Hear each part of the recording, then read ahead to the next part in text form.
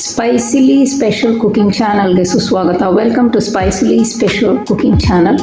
ಈ ದಿನ ಎಲೆಕೋಸು ಸಾಂಬಾರು ಹೇಗೆ ಮಾಡುವುದೆಂದು ನೋಡೋಣ. ಬೇಕಾಗುವ ಸಾಮಗ್ರಿಗಳು: ಒಂದು ಮೀಡಿಯಮ್ ಸೈಜ್ ಎಲೆಕೋಸು, ಇಂಗು, ಸಾಸಿವೆ, ಒಂದೆರಡು ಹಸಿ ಮೆಣಸಿನ್ಕಾಯಿ, ತೊಗರಿಬೇಳೆ, ಬೆಳ್ಳುಳ್ಳಿ ಒಂದು, ಈರುಳ್ಳಿ ಒಂದು, 2 ಟೊಮ್ಯಾಟೊ, ಸ್ವಲ್ಪ ಕೊತ್ತಂಬರಿ, ಕರಿಬೇವು.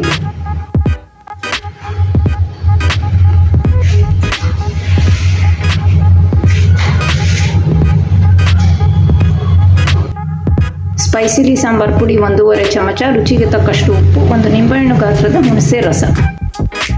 ಕುಕ್ಕರಿಗೆ ತೊಗರಿಬೇಳೆ ಹಾಕಿ 4 ಕಪ್ ನೀರು ಹಾಕಿ ಅದಕ್ಕೆ ಟೊಮೆಟೊ ಮತ್ತು ಬೆಳ್ಳುಳ್ಳಿಯನ್ನು ಸೇರಿಸಿ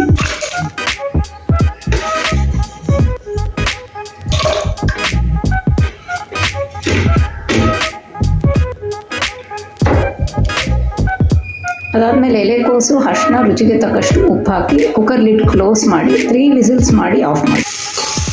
ಒಗ್ಗರಣೆಗೆ ಸಾಸಿವೆ, ಜೀರಿಗೆ, ಇಂಗು ಹಾಕಿಬಿಟ್ಟು ಈರುಳ್ಳಿ, ಕರಿಬೇವು ಹಾಕಿ ಈರುಳ್ಳಿ ಸ್ವಲ್ಪ ಕೆಂಪಗಾದ್ಮೇಲೆ ಹುಣಸೆ ರಸನ ಹಾಕಿ ಒಂದು 3-4 ನಿಮಿಷ ಚೆನ್ನಾಗಿ ಕುದೀಲಿ. ಹುಣಸೆ ನೀರು ಚೆನ್ನಾಗಿ ಕುದ್ದಿದೆ. ಈಗ ನಾವು ಬೇಯಿಸಿಟ್ಕೊಂಡಿರೋ ಬೇಳೆ ಮತ್ತು ತರಕಾರಿನ ಇದಕ್ಕೆ ಹಾಕೋಣ. ರುಚಿಗೆ ಎಷ್ಟು ಬೇಕೋ ಅಷ್ಟು ಉಪ್ಪು, ಕೊತ್ತಂಬರಿ ಮತ್ತು 1.5 ಚಮಚ ಸ್ಪೈಸಿಲಿ ಸಾಂಬಾರು ಪುಡಿ ಹಾಕ್ತಾ ಇದ್ದೀನಿ. ಈಗ